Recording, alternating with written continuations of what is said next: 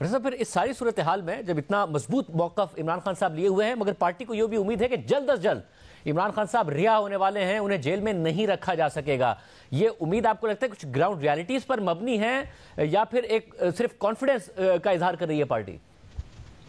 देखें शाहजेब साहब, मैं तो आपको सीधी सी बात बताऊं ना, मैं तो बतौर हामिद मीर मुझे तो कोई उम्मीद नहीं है, ना इधर से ना उधर से। मैं तो एक जर्नलिस्ट हूं और सीधी सी बात है कि प्राइम मिनिस्टर कोई भी हो, लेकिन मैंने और आपने तो प्रेशर ही फेस करना है। हमारे लिए तो प्रॉब्लम ही प्रॉब्लम होते हैं। पहले जब इमरान खान साहब प्राइम मिनिस्टर थे तो प्रॉब्लम थे, अब शहबाज शरीफ साहब हैं तो प्रॉब्लम है। लेकिन ये बात मैं जानता हूं, इंफॉर्मेशन की बुनियाद पर मैं आपसे ये बात कर रहा हूं कि इस वक्त तहरीक इंसाफ के अंदर जो सियासी लोग हैं वो ये समझते हैं कि जो वकला साहबान हैं, जो लॉयर्स कम्युनिटी है, उसकी काफी भरमार हो गई है और लॉयर जो है वो बिलावजह जो है वो ट्रक की बत्ती के पीछे लगा देते हैं पार्टी के कारकुनों को कि बस इमरान खान साहब ईद से पहले रहा हो जाएंगे। पहले उन्होंने कहा छोटी ईद से पहले रहा हो जाएंगे, अब उन्होंने कहना शुरू कर दिया बड़ी ईद से पहले रहा हो जाएंगे, जबकि खुद इमरान खान साहब जिनके इख्तियार में है सब कुछ, वो चाहे तो बाहर आ सकते हैं। ऐसी कोई बात नहीं है कि वो बाहर नहीं आ सकते, वो बाहर आ सकते हैं, लेकिन वो खुद ही बाहर आने के लिए तैयार नहीं है। उनके पास जो भी जाके कोई बात करता है तो वो उससे नाराज हो जाते हैं। तो अब तो उनके साथ लोगों ने बात करनी बंद कर दिया है। तो इसलिए तहरीक इंसाफ के अंदर जो लोग हैं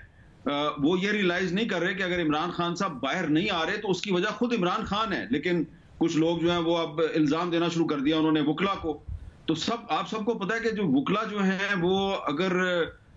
कानून के मुताबिक अपनी जहानत को और सलाहियत को इस्तेमाल करके जितने मर्जी अच्छे दलाइल दें, लेकिन जमानत तो किसी और वजूहात की बुनियाद पे होती है ना, तो वो वजूहात जो हैं उनको इमरान खान साहब खत्म करने के लिए तैयार नहीं है। तो मैं समझता हूं कि अगर इमरान खान साहब अभी तक जेल के अंदर हैं तो उसकी वजह वो खुद हैं और उन्होंने खुद ऐसा कोई चांस लिया नहीं कि मैं बाहर आ जाऊं। अच्छा, और दूसरी तरफ नवाज शरीफ साहब के हवाले से अब जाहिर उनका मरकज में इंटरेस्ट नहीं नजर आ रहा है। पंजाब में उनकी बेटी वजीर आला है, वहां पर उनका दिलचस्पी नजर आ रही है, बाहर भी निकल रहे हैं, मीटिंग्स भी अटेंड कर रहे हैं, मगर एक तरफ नून लीग पर ही इल्जाम है कि जी आप इलेक्शन जीते नहीं हैं, आप तो फॉर्म 47 के तहत हुकूमत बनाने में कामयाब हुए हैं। दूसरी तरफ जावेद लतीफ साहब आते हैं और वो कहते हैं नवाज शरीफ को तो इस्तेमाल कर लिया और ये इंप्रेशन देते हैं कि जानबूझकर हराया गया ताकि नवाज शरीफ साहब वजीर आजम ना बने। फिर राना सनाउल्लाह साहब इलेक्शन को तस्लीम करते हैं, मगर वो कहते हैं वो दिलचस्पी इसलिए नहीं है और सिस्टम के हवाले से क्योंकि उनको मैंडेट नहीं मिला। मगर इरफान सिद्दीकी साहब आके कहते हैं कि जी नवाज शरीफ साहब तो चौथी दफा वजीर आजम बनना ही नहीं चाहते थे, हालांकि इतने बड़े बड़े इश्तिहार लगे थे अखबारात में। तो ये नवाज शरीफ साहब भी जानबूझकर मिक्स सिग्नल्स दे रहे हैं हर रहनुमा के तहत, या ये पार्टी भी ऑटो पर है?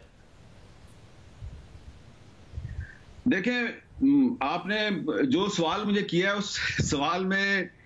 जवाब भी है, तो मैं उसको थोड़ा एक्सप्लेन कर देता हूं कि जावेद लतीफ साहब जो हैं वो मुस्लिम लीग नून के अंदर एक ऐसे स्कूल ऑफ थॉट की नुमाइंदगी कर रहे हैं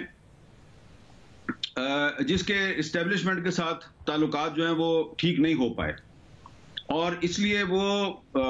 समटाइम्स ऐसी बात करते हैं कि जिससे पार्टी को फायदे की बजाय नुकसान होता है। मैं ये समझता हूं कि जो जावेद लतीफ साहब ने पिछले दिनों जो इल्जाम लगाया है उस इल्जाम का पार्टी को काफी नुकसान होगा, ये आपको वक्त बताएगा, क्योंकि उन्होंने जो इल्जाम लगाया उसका उनके पास कोई सबूत नहीं है कि शेखुपुरा की जो 5 सीटें हैं वो 90 करोड़ में उनको बेच दिया गया।